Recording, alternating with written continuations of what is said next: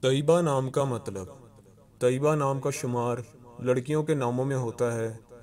طیبہ نام کی ابتدائی تاریخ عربی زبان سے نکلتی ہے۔ طیبہ نام کا مطلب اقبال مند، خوش اور دلکش ہے۔